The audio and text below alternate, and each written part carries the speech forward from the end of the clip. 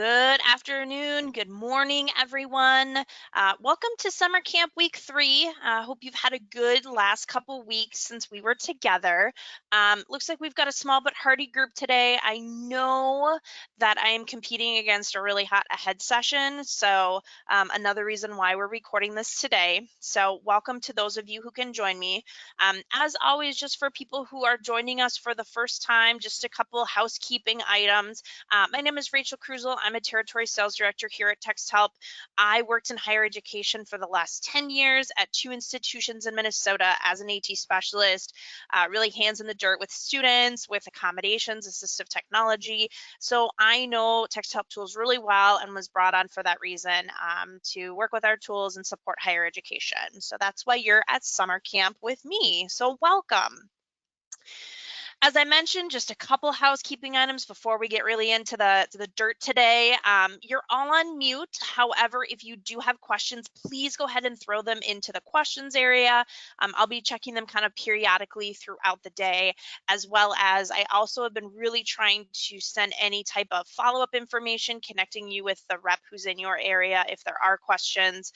So know that that'll happen sometime this week. The first week I was really Johnny on the spot, and then the 2 weeks ago got real busy, but we did get back to everyone who did have questions that kind of were unanswered or needed more information.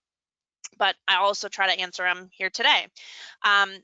Recording will be sent out, and then last week I actually started pulling together kind of a resource that has links to all the slide decks, all the resources, all of the recordings. So I typically have gotten them out same day or next day, which is still my goal. It's on my to-dos this afternoon. So once the recording gets done being processed, I'll get that out to everyone. And then I did send the slide deck ahead of time. I did make a little bit of a tweak to it. I added a slide instead of showing some stuff early. I just kind of moved it later on. It's practically the same, but because it's a live document, you can go on and get access to the updates at any given time. I'll also send out again that link to all the resources, the slide deck with the recording as well. I promise we'll stick within an hour. I know 2 weeks ago we went long because I had so much content. Writing is great and wonderful. There just aren't as many practical applications and kind of ways that you can finesse our tools. Writing is just kind of writing, and I got 4 of them kind of to show you today, so we'll definitely stick within the hour. So much like our past week, we're just going to focus on writing today as opposed to reading and research or reading and studying.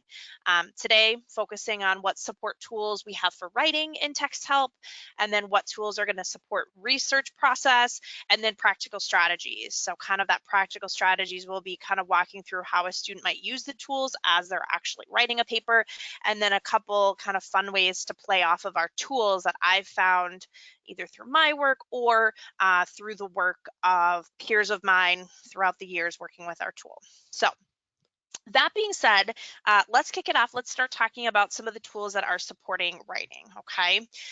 Much like last week, I'm going to use this same format. It seemed to work well for people. It's a kind of formula. So if you aren't seeing this for the first time, we kind of broke up tools supporting reading or writing and research into kind of these 3 different categories, 1 per slide. So shortly, I'm going to stop showing my screen on the PowerPoint. I'm instead going to kind of show you how the tools work. You can follow along. I do plan to go in this order, but on each of the slides, it's going to talk about kind of when it might be beneficial. So, what is the, student trying to do, where it tends to work, and I'll explain any kind of differences as to why or where, and then sort of the why might it benefit a student using the tool. So maybe some more of those sort of impacts of disability coupled in there, okay? As I said last week, not going to focus on Read&Write for Microsoft Edge. It's fairly similar to the Google Chrome version. Plus, we're not seeing a lot of students using that at the moment. But if you ever have questions, reach out to me or your rep. The majority of my demos I'm going to show in Google just because it's easy, it's up in front of me. But anywhere where it kind of diverts or changes, I'll drop into Windows because that's the operating system that my computer is. But I'll talk about Mac if and when those features differ there. And there are some slight nuances and differences, which again, I'll mention here and there. So I just checked the questions. There's nothing in the question area. Not seeing anything in the chat either. So that being said, I'm gonna hop out and we're gonna start with our first our first tool. So the first tool we're going to talk about is Talk and Type. And Talk and Type is essentially our dictation tool. And in Read and Write for Google, we actually use the built-in Google voice typing tool that they have built into the product. In the last, I don't know, 4 or 5 years that this tool's been around, so many people I've worked with have no idea about this tool. And so I've always said it's kind of this like hidden gem of higher ed support for students, whether they're working with your office, just a general support tool, things like that. But there's dictation, Talk and Type. Again, that's our version of the tool. Also built into Windows. There's not one currently built into Mac. So the Windows version of Talk and Type pulls from the built-in speech recognition that's built into all Windows computer. The Google version we're utilizing on Google's. With Mac, it's gone over some refreshes over the last few years. And because of that, we aren't able to kind of play nicely with it yet. So it is only in these two areas. This tool is not going to do all of the kind of nuts and bolts of navigation and being able to, navigate around your screen and all of that. It's more of a getting text sort of from head to computer, for example, okay? For this tool, I've got my Read&Write toolbar up at the top here. I've got a blank Word document in front of me. I'm ready to get going as a student. All I need to do is just click on the Talk and Type button. It's a picture of the headset like the one I'm wearing right now. And all I need to do, click on it. I get this little red microphone that automatically starts typing out what it is that I'm saying, period. Now I do have to add in punctuation, period. I can add in things like new line, and it will bring it to a new line, for example, new paragraph. It'll give me a new paragraph. So there are some basic features that it will do. As with all dictation, you'll want to make sure that you talk with students about the fact that they're not going to necessarily get it 100% correct. It's going to get it somewhere between 70 and 90% correct. Typically, they're going to have to go in and do some editing of it. There is lists online of the different navigation or kind of not navigation, but the new line, new paragraph type of commands that you can use in the tool. But know that it's a really great way for students to either try dictation, or if they just need something to get it from, head to paper, head to computer, either because of dexterity, students who might have broken their arm, for example. That was when I used all the time with students. Just getting them something to get them going. So this is Talk and Type. Again, it works in Windows as well. Not seeing any questions, not seeing any chat. So we're going to move on to the next tool.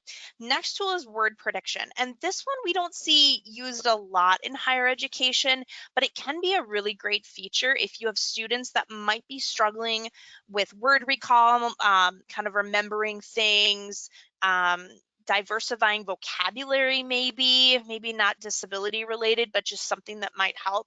And I'm actually going to show you a more practical application of this later today. I'm just going to kind of show you the nuts and bolts of it right now. But our word prediction is going to be what looks like a crystal ball. It's on the far left side of the toolbar. It's available on Windows and Mac version as well, so you'll get it everywhere.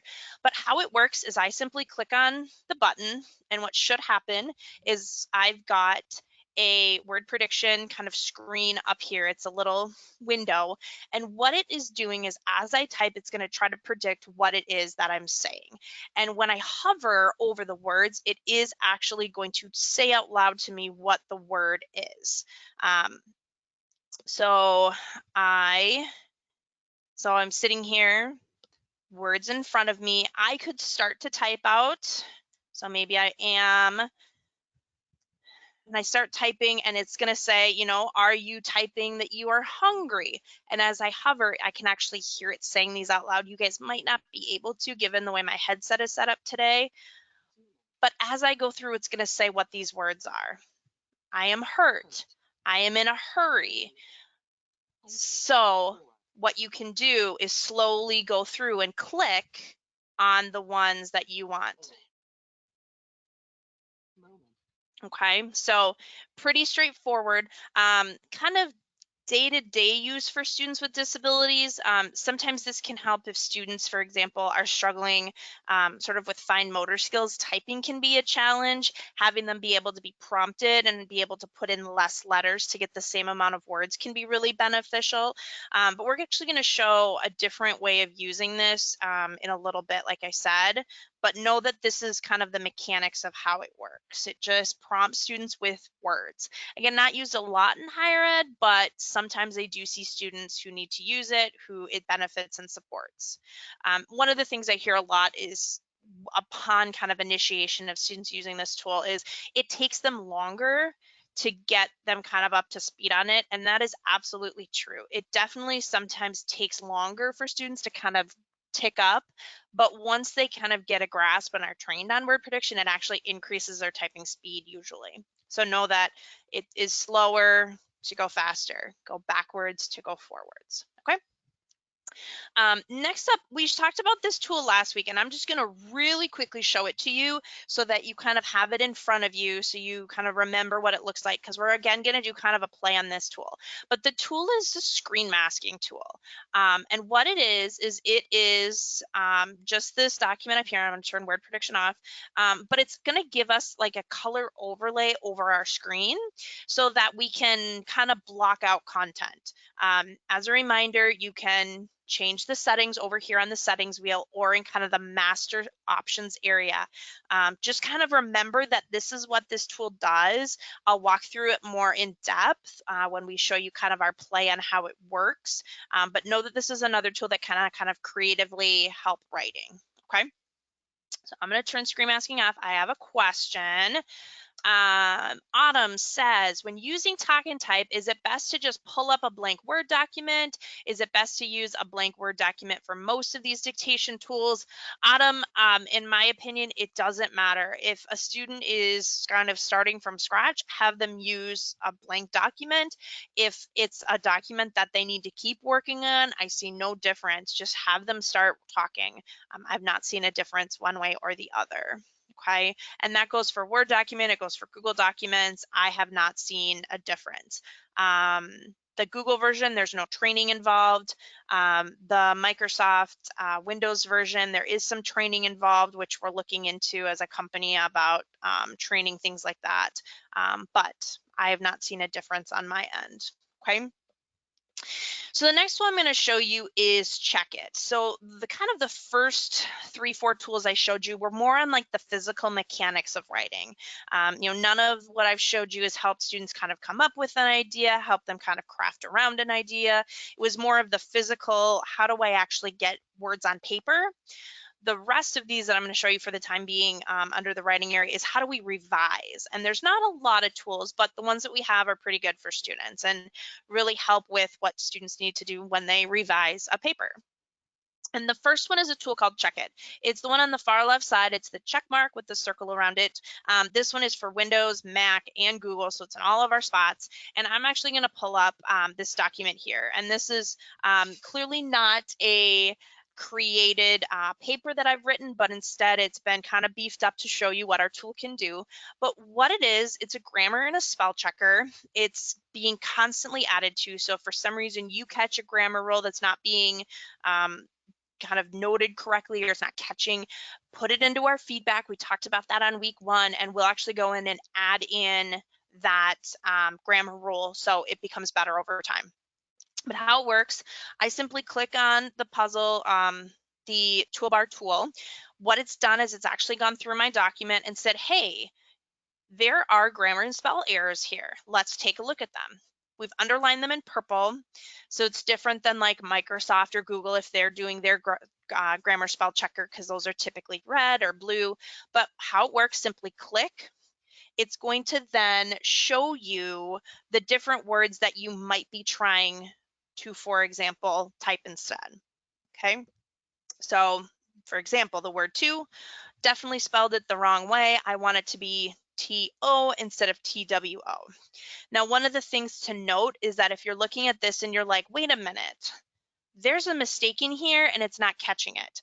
because it focuses on kind of contextual clues, it will actually ebb and flow. So sometimes if I change one, it'll actually pop up another error in a sentence or a sentence nearby. So know that even if it doesn't catch everything from the first kind of time you click it, it kind of goes through the document with you. So very straightforward to use.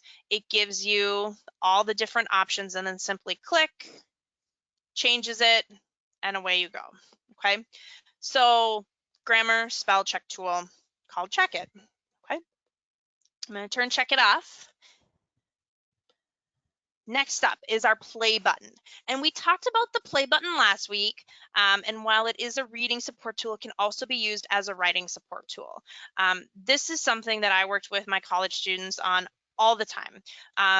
When they were to edit papers, and so many of us do, whether it's emails, whether it's a report, or whatever it is that you're typing, we a lot of times will visually edit it with our eyes. But as so many of us, I'm sure know, our eyes can play tricks on us. It will add in or omit words that we think are actually in there or not in there. And so it's really good to actually read papers out loud, actually hear them to see not only if you're missing or added words, but have you also done something that makes it not kind of flow correctly? Does a sentence all of a sudden while you're reading it visually actually turn into kind of a run-on sentence? Things like that. And I would talk to my students all about this when we would talk about strategies and being successful when writing papers. And I would say, you know, you just need to read your papers out loud. And the eye rolls I would get and the like, no way, Rachel, I would never do that. And we'd talk about why, and it would be, well, because my roommate's there, or I'm in the library. And there were always a million excuses. And so what I said was, well, why don't you open Read and Write, whether you work with me or if you're just meeting with me about kind of student support in general, and have the program read it out loud to you instead. And they kind of looked at me and again rolled their eyes like, yeah, okay, I don't know if I'm going to do that. But they'd come back to me and say, Rachel, it actually was a really great idea. I'm glad I listened to you. Very straightforward, much like we reviewed last week. All you do, simply click on the text you want played out loud, and then click on the actual play button, and it's going to read out loud to you. Student can track and follow along, hear it, and then pause or stop anytime they need to go in, kind of change, edit, etc. The different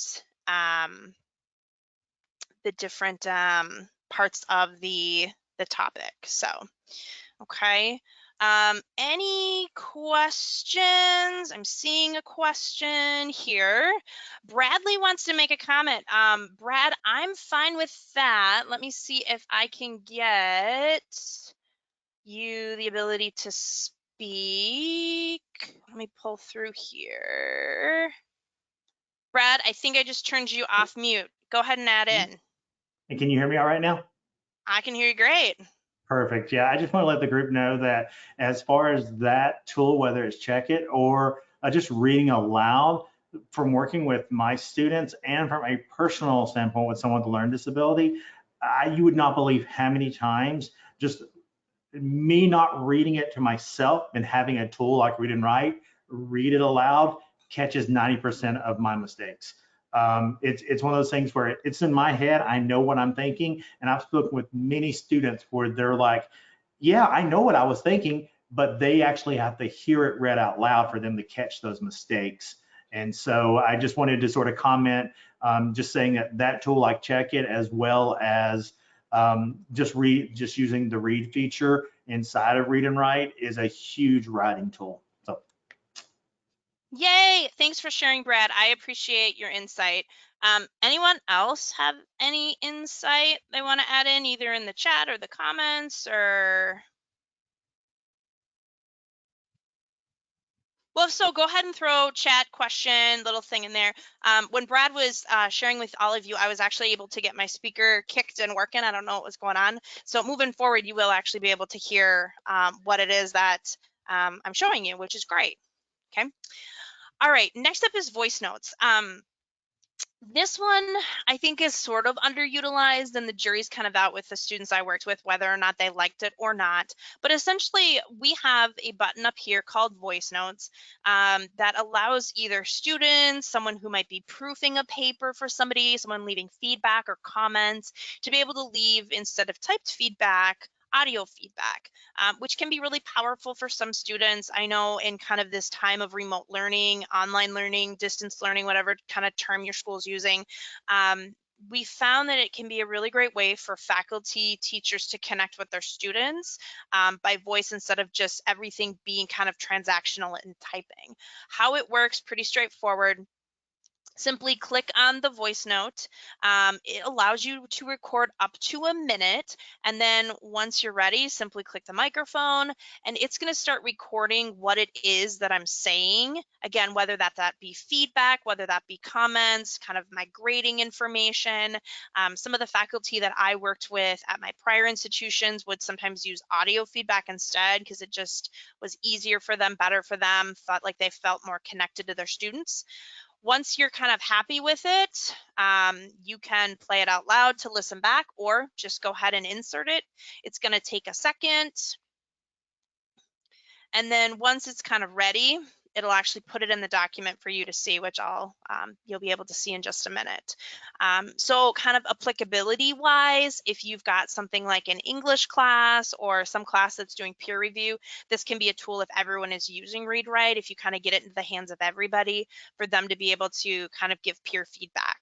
And as you can see, we've got, let me move my GoToWebinar out of the way. We've got our highlighted word where the comment is, and then the ability to actually just kind of hover over and hit the play button, and you'll be able to hear the comment out loud. It's going to start recording what it is that I'm saying.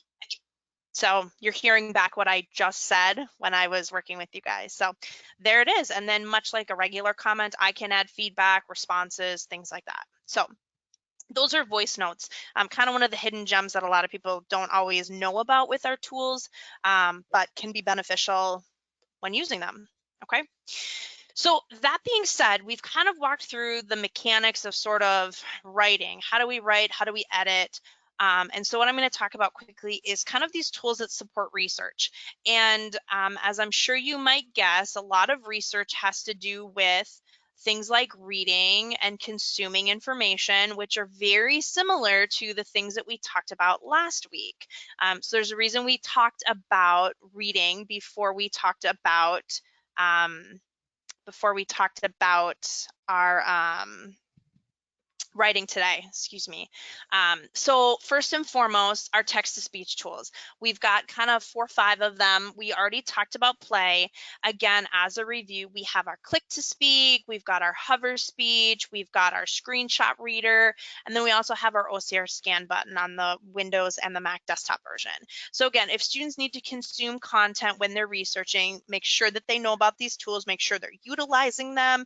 They're available kind of everywhere. And again, it's going to help them increase that comprehension, that attention, that focus, maybe even help them interact with the documents a little more. So just know that these are also integral to the writing process. Even though people think, oh, it's reading, part of the writing process a lot of times is doing that pre-research, which is part of this, okay? Next up, we've got our comprehension-based tools. So there's kind of a laundry list again. We talked about all of these last week. So if you're kind of struggling with what each of these do, go back to the recording. I'll again send that list out and kind of catch up and watch how it works. When we kind of walk through our process in a minute, we'll kind of pull on some of these as a review. But these are going to help, again, do things like define words with our dictionary, translate single words, maybe simplify a passage. So if a student's really struggling with kind of the complexity, we can kind of simplify it down and then build it back up. Okay, the discover, if we're needing a little bit extra context to get somebody going on a topic area. These are what these kind of comprehension-based tools can be done. And again, all these we covered last week, but help us with writing, okay?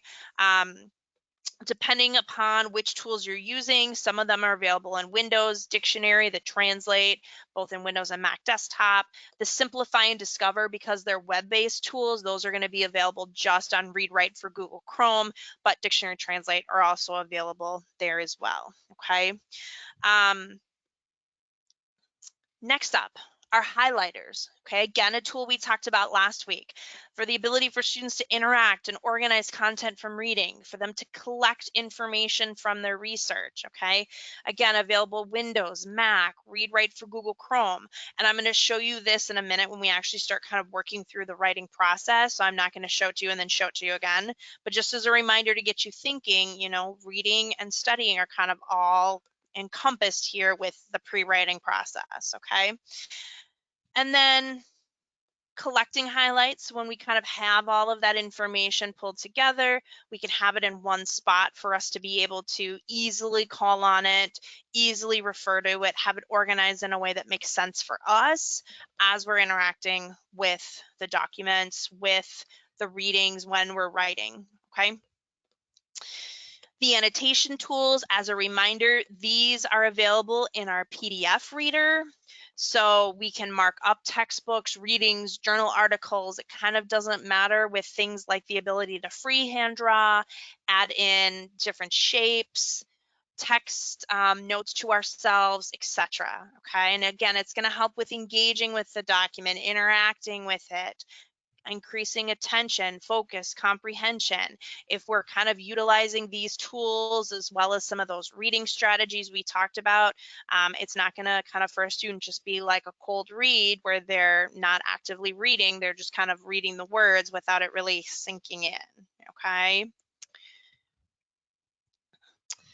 Now, the tool that I am going to show you here in this area, because it's a new one, is one called Web Search, and it's really very basic.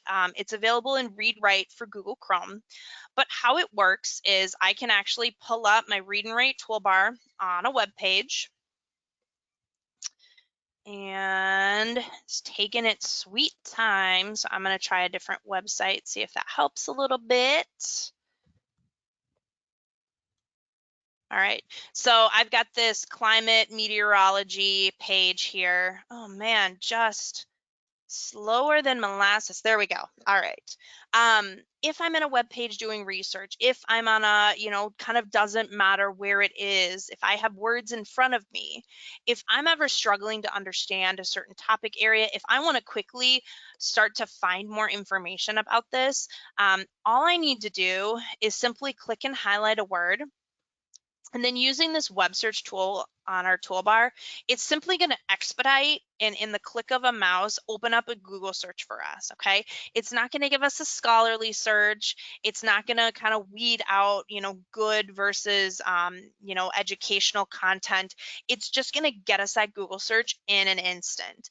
I know some students really like this because it's quick and easy. They don't have to open up another browser and start the process. Some people are like, nah, I'd rather do it a different way. But know that that's there as an option. With just a click of a mouse, you're able to get that web search going to get you kind of the next step of the process with searching.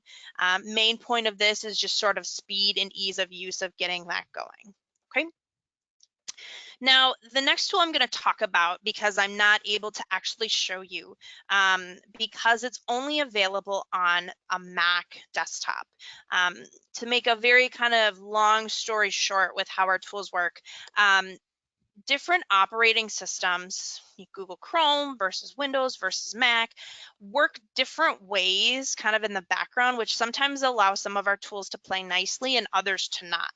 And the tool I'm going to talk about right now is one called Research Folder. So if you yourself are a Mac user or you have a student that's a Mac user, this tool is going to be available for them. But given how the Windows version works, we don't have that as a feature on Windows right now in the US. It was not a highly used tool. And so when we kind of polled schools and said, hey, are you guys interested in having this tool?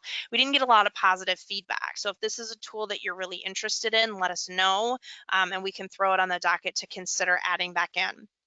But essentially what it is, and the easiest way to describe this is when I was younger, when I was in middle, not even middle school, but elementary school, we would do projects, for example, research projects, and we would use kind of recipe cards, you know, index cards, and then a recipe box to kind of pull together and learn how to find facts and how to organize content.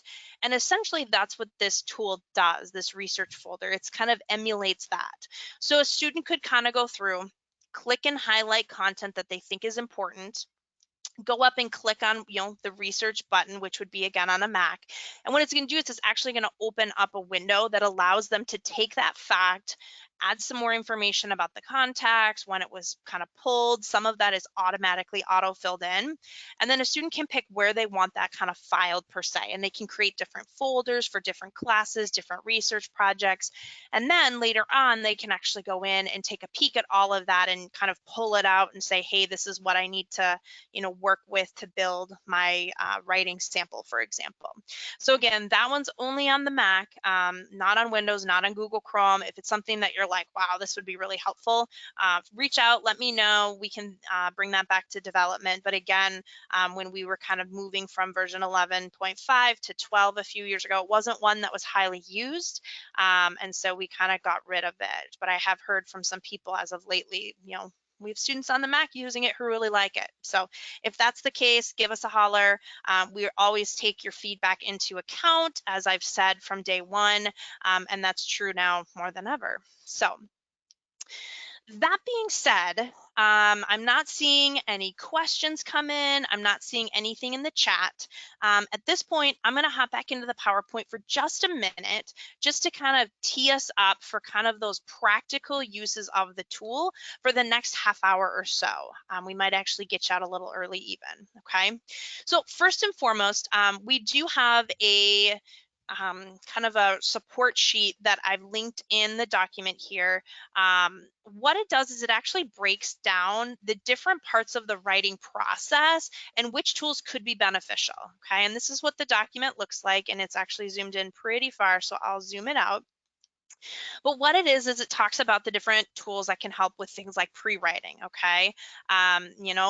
If we're gathering information, doing background research, and some of these for college students might be more applicable than others. But again, I mentioned those highlighters, which I'll show you in a minute. Having content played, read aloud, okay? When we're drafting, how do we, get those ideas down? That talk and type and that word prediction, okay? Revising. Okay, the one catch is this is an older version of this document that we haven't added check it to. So when you're kind of doing that revising, editing, remember that check it can kind of go in there. I know that our PD person, Kimberly, professional development, is working on kind of updating our forms, getting these kind of up to speed. So that's something feedback wise, I'm going to get to her just to say, hey, don't forget about check it, because that's one that can be really integral to help students as well. So this is something that you could have available on your website. It's something you could point students to, you could print out for them, just so that they know kind of what tools can be used where. And this is similar-ish to some of those documents that I shared last week in regards to what tools on the toolbar help and when and the benefits, things like that, okay? So that being said, we're going to talk about the writing process for just a minute. I am in no way a writing expert. I know that there are people much smarter than me, English teachers, who would kind of say this is a very basic version of the writing process, which is true. But essentially just thinking about kind of the 3 stages of writing, kind of the very boiled down, we've got kind of that pre-reading and research, and we talked a little bit about that. How do we utilize those research tools, which end up being things like text to speech, those comprehension, those highlighters, to help students with that part of the process. Next up is kind of that drafting. Again, when we talked about the mechanics, the physical typing and the finding the words, etc. And then last up is those kind of revising and editing. So you can kind of see how those tools at the beginning of today, I broke out into kind of these 3 areas.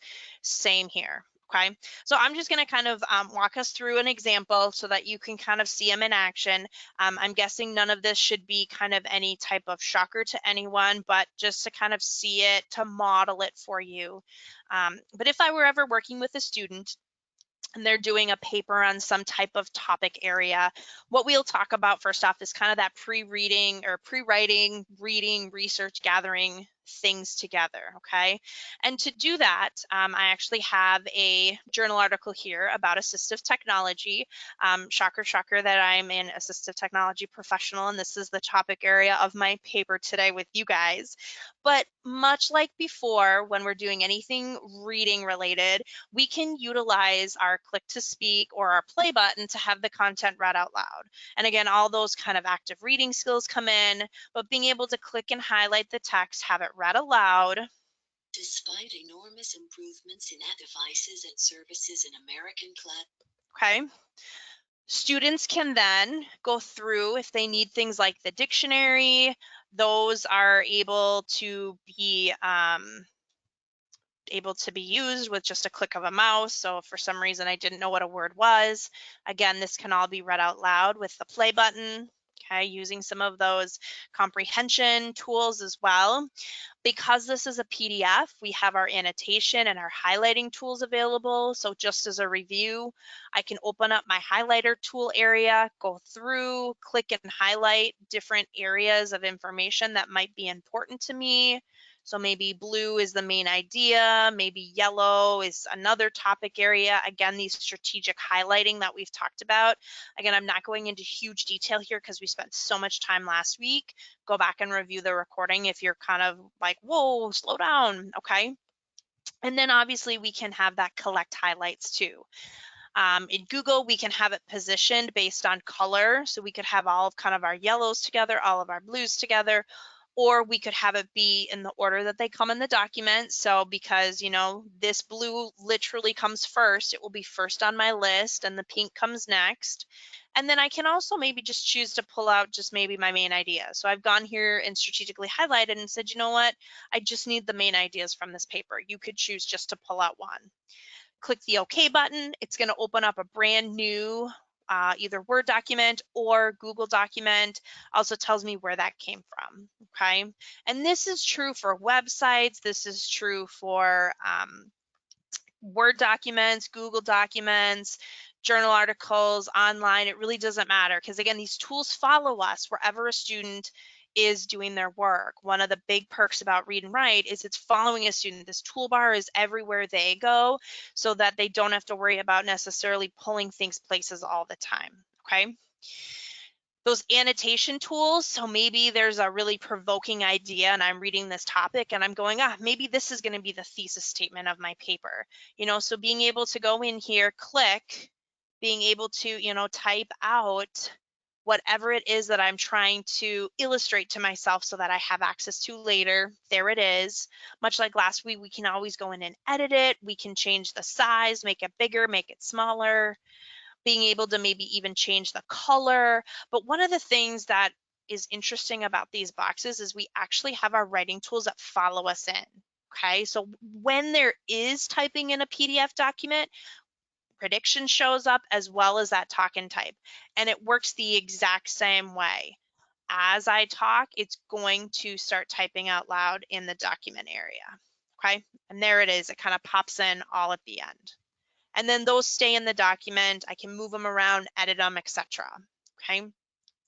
Maybe there's something freehand drawing. Maybe there's something, I want to circle. That's important. Maybe, I want to, indicate something. I can do that. I can box things. So maybe, there's a part of this that is all really important. And I want to draw a rectangle around, all of this area, for example. So it gives students that freedom to interact with it however they want. Okay. Now, some of those other comprehension tools that we talked about last week, first is that simplify tool. So again, we can simplify out some of the content. Oops, I had that highlighted. So we're just gonna undo that. There we go, now it'll do everything.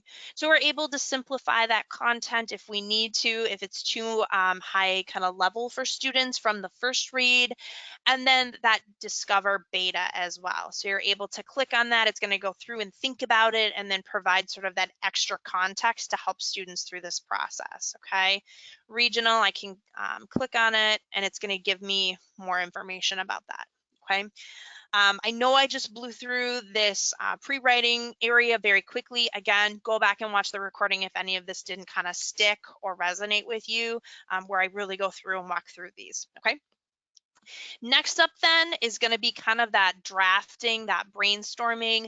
Again, then we can pull in things like our talk and type that I just showed you. I can pull in things like my dictionary. And this is where you could do things like have a split screen. So you could have kind of these PDF highlights on one side of your screen, for example. And then on the other side of your screen, you've got your blank writing document. And you can actually be able to see what you have notes wise versus what you have here, and then be able to again use that talk and type, for example, or your word prediction. Okay, so just kind of basic writing things that can benefit a student. Okay, and then as we're kind of coming into the finish line, as we're doing that revising, much like Brad echoed in, making sure we utilize those revising tools, the check it, the play button to be able to hear that context out loud. Okay, so those same things. I know sometimes people mention highlighters, so maybe if there's a part that really needs to be reworked, maybe this like third paragraph is kind of a mess. I work with some students, just say, hey, you know what? If you want to do a read of it and say, hey, I'm going to go back and do kind of like the nuts and bolts later. Maybe this is an early draft. Go in and highlight things that you need to go back and kind of finesse and tweak later. So that's why I kind of have those highlighters there. Or maybe this paragraph is a mess here. I can highlight it, use that voice note and say, this paragraph really needs to be reworked. It doesn't make sense. And I can go into details with myself about why, or maybe kind of what I'm thinking in the moment. Because maybe, like I said, I want to get a cold read of this done just to get kind of an idea of where my paper sits. But I don't want to spend a bunch of time editing it now, and I might not remember all the details of why I didn't like it or what I thought I needed to do differently. So I can just talk it out with myself, insert it, and then go back and listen to it later. I know that's something that some students find beneficial with this revising process is, what, I feel better if I kind of talk it out and say what it is that needs to be done as opposed to trying to maybe write out what I'm thinking. It just feels more natural, it's quicker, maybe more finesse than if we're kind of typing that all out. Okay. Any questions on kind of the writing process as we pull all these tools together? Okay. And like I said, I'm sure none of this is kind of rocket science. It tends to be fairly straightforward how we use our tools with writing. Writing necessarily isn't always the most kind of complex process in how we kind of pair the tools in, but I know students struggle with writing quite frequently. Okay, not seeing any more questions. Let's jump into our first example. Pretty straightforward. This is going to be kind of capitalizing on talk and type outside of just getting thoughts from head to paper in regards to getting entire sentences.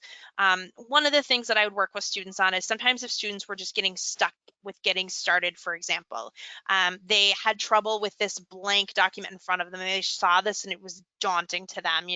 I have 10 pages to write. I have nothing in front of me. I'm just really struggling right now with getting something on the paper. Or maybe I just need to, get a bunch of ideas out as quickly as possible. And I have a lot in my brain going on here, and I worry that I'm not going to be able to type it as fast as the things in my head are going. I'm sure you can think of students that you've worked with that might be something like that. But the gist of this is simply to use talk and type as a quick method to fire off ideas into a document without the ability for students to really think about or to edit, to self-edit what it is that they're putting down on paper. So they're able to simply just talk out their ideas, get it down. This is a strategy I talked with students a lot about if they had trouble kind of getting started, if they had executive functioning struggles around kind of that motivation and getting started, was just to talk, just to get something out on paper. And as you talk kind of to yourself and about a topic, you'd be surprised how often students would kind of come up with that aha moment, or they'd be like, oh, I didn't think of that, or I figured out a connection.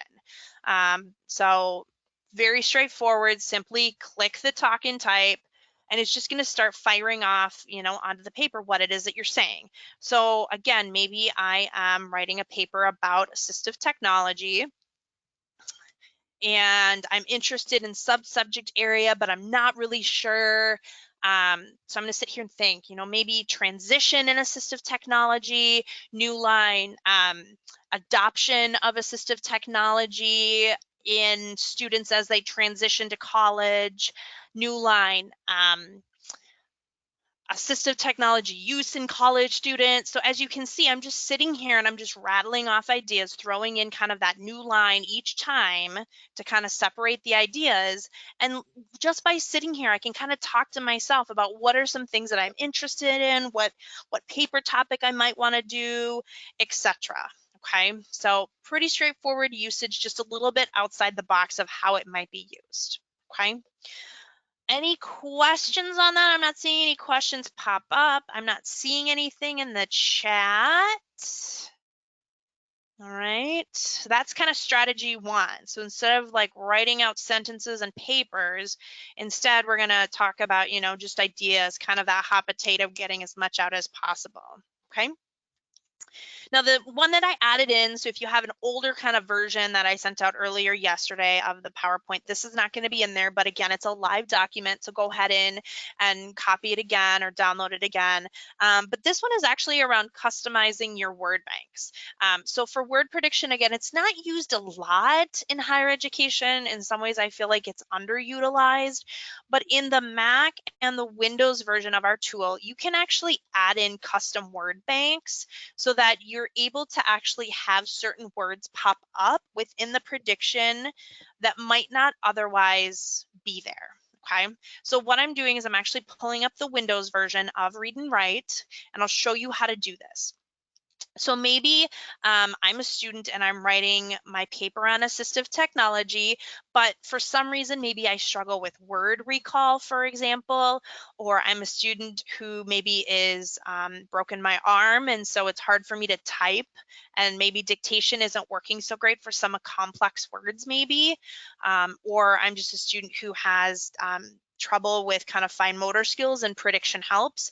What you can do is you can help students or kind of guide them through adding in a specific target word list to have those words come up in the word prediction more often. So to do that, all you need to do is simply go to your settings up here at the top, show more settings, and then there's actually a prediction option here. And when you get in there, you can actually then click on this show word banks. And you can then, once you get in here, see that there is a handful of different word banks that are already created. There's a couple dozen of them. Some of them might be applicable to your students now. Some of them might need to be crafted to be more kind of thorough of what it is that your students need. And again, you can kind of put them, by different categories too, if you want. But what we can do is click create. I can name my word bank. So maybe it's assistive technology. Okay. And maybe I want to categorize this as other, maybe. And then what I can do is I actually pulled up, you can't see it super well because I have all of these boxes in the way, but I actually have an assistive technology glossary that I pulled up online. And what I can do is I can copy and paste these words, for example, if I wanted. So the word access, copy and paste it into my text. Accessibility feature, for example, that's another one. So you could have, just give your students a target list, for example, or they could come up with their own target list. And I'll show you a little bit more of that in a minute. Either copy them one at a time or copy a whole slew of words in, click create, and then it will actually say, hey, your target list is ready for use. Awesome, that's great. And then what I can do is I actually see it here, assistive technology, it's checked. And then what I can do is go out of here, hop into something like a Word document,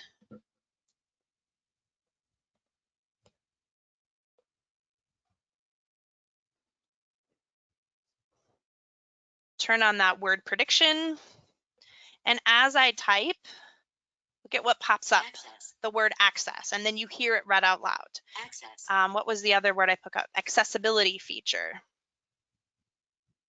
Okay, so there's accessibility, for example. Okay, so those words will start popping up more often if you add it in than had they not. Okay. Now, one of the strategies that we worked on last week was kind of students creating their own target word list to study from. And to do that, what I'll do is I'll actually open up a copy of a document or Let me go back. Let me pull something up for you quick. What we did was we actually went through like a biology textbook, which I'll actually open up here. Students could go through and kind of create their own target list of words. So by using our highlighter tools, I'll show you just a second, they could create it themselves and then add it right into the tool. Okay, so give it a second. It's loading up, loading up.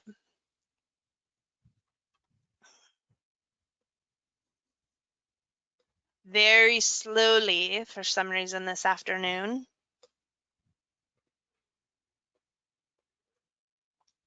Oh man, just taking its time. Let's try this again. Let's try to open it again. All right, there we go. What we can do to create our own target list is, as you can see last week, it's the same document we worked in. I kind of highlighted some target list words here in blue. Okay, go in. I want to collect these target list words. I, put my target list in blue.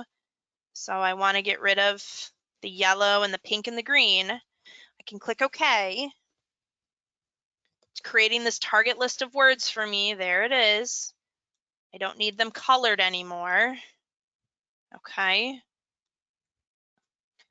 I'm gonna fix the carbon because it was across 2 lines. Okay. But what I can do then is I can copy that same target list that I just created. And again, this is for students who might struggle with word recall or just ease of use. Again, if you have a student who might have a broken arm, fine motor skills, go into that show more settings, that prediction, show word banks, and then you can create a word bank and simply copy and paste all that in one fell swoop. And now you've got a new target word bank list, okay? Any questions on kind of making word banks work for you? Not really seeing any. Okay. So the last idea I'm going to show you before we wrap up for the day is one that kind of capitalizes on screen masking. And I talked about screen masking early on in our time together, and I said kind of file this away and we're going to pull it back in a couple towards the end to show you kind of a fun way of utilizing this tool. How do we play on this? Now, this inspiration came from a student I worked with, oh my gosh, probably 7 or 8 years ago when I was first starting out in this field. And what we found is it was a student who was on the autism spectrum that really struggled with perfectionism. And this could be a student who might have ADHD or executive functioning perfectionism, a student on the spectrum with perfectionism, someone who might have distractibility. But what we found is the student would start typing a paper and they would analyze every single sentence they would write before they could move on to the next sentence. So they would literally spend maybe 2 hours trying to make the first sentence just perfect. And then they'd get to the next sentence and type something out, and then they would go back and edit those 2 sentences together. So they just couldn't move forward very quickly to get things done, to get things written. And so papers would take them forever. So what we came up with strategy-wise was kind of coupling 2 pieces of assistive technology together. And what we do is just using the screen mask, we can go in, change the settings, and what you're going to see is I'm actually going to turn my screen black, and I'm actually going to increase the opacity so you really can't see anything at all. And then what I can actually do too is turn the reading light off if I want, is just to show you kind of how this works. I'm going to leave it on, but essentially turning this off and then kind of saying, okay. And what this forced the student to do was simply to type. Okay, they can't see anything on the screen. We'd have them set up like a Pomodoro timer for 20 minutes or 10 minutes or kind of whatever we thought they could do.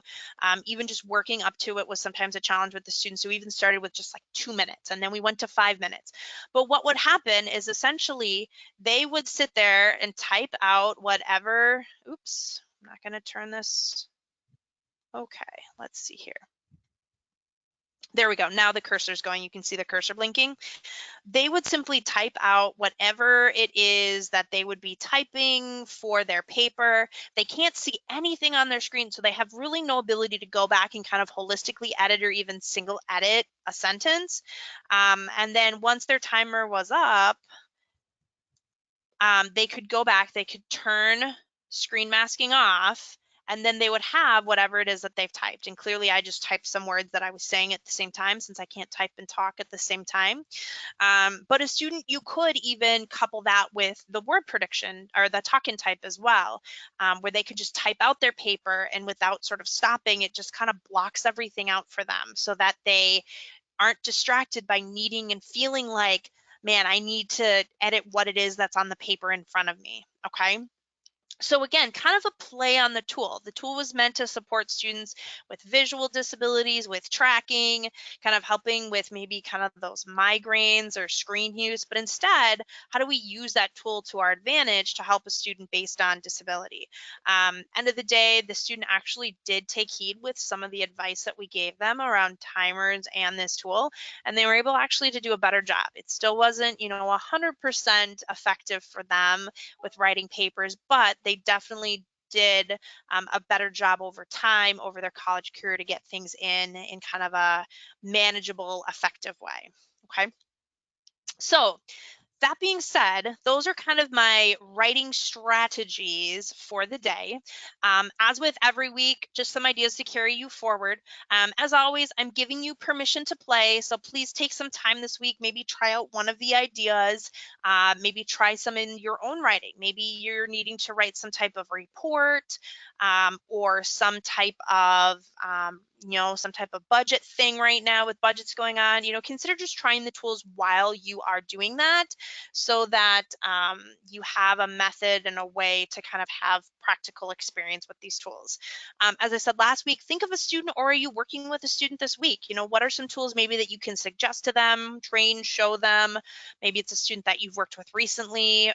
What would you suggest to them? So kind of those practical applications. And then, as I said, kind of try out one of the strategies, okay?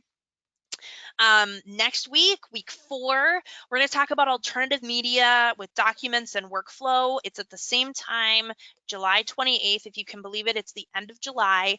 I actually do pre-conference sessions at Ahead, talking for an entire day about alt media conversion, the nitty gritty. How do you do it? What do you do? Things like that. And actually, it could be a 2-day session. So clearly, we can't cover it all in an hour.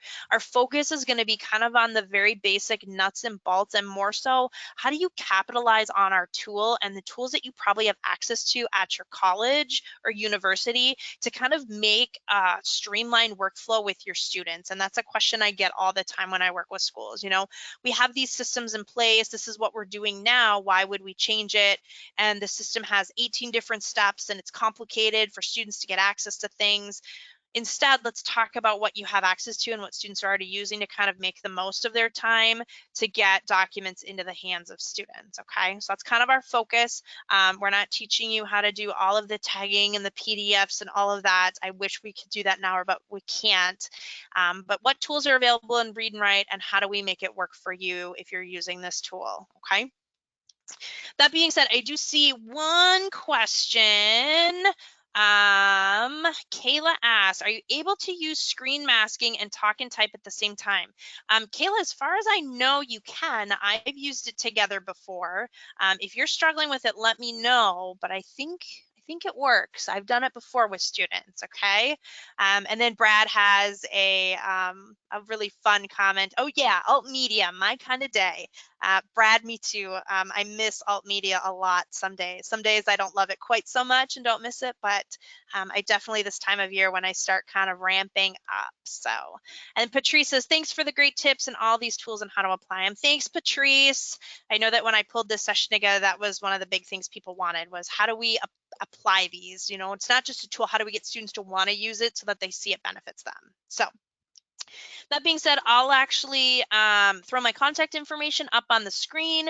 I answered all the questions to the best of my ability. It doesn't look like we got any kind of outstanding ones, but I will get the recording slide deck off to you as soon as I can, hopefully before the end of the day. Otherwise, as always, I'll send out next week's session on Monday sometime. So have a great rest of your afternoon. If you're still kind of coming in just the beginning of afternoon, have a great second half of your day. And we'll see you next week. I'll hang out for a minute in case you have any questions you want to ask one-on-one. Thanks, everyone.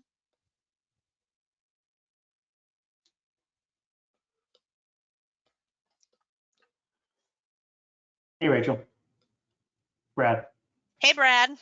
I just wanted to say thank you for getting Rick in contact with. Oh, this is recording. Oh, Do you want my this? bad. It's not a big My deal. bad. Well, Let me I see just if want I to can comment turn on off the the great customer service. recording. I apologize. I will. No, don't worry about it. I don't mind if it's recorded, but I don't know Great. if you I was mind or just commenting not. on great customer service then. So, all right. Have a great day, and thank you for all your support and helping share this information. For sure. Thanks, Brad. Yep. Bye. Bye-bye.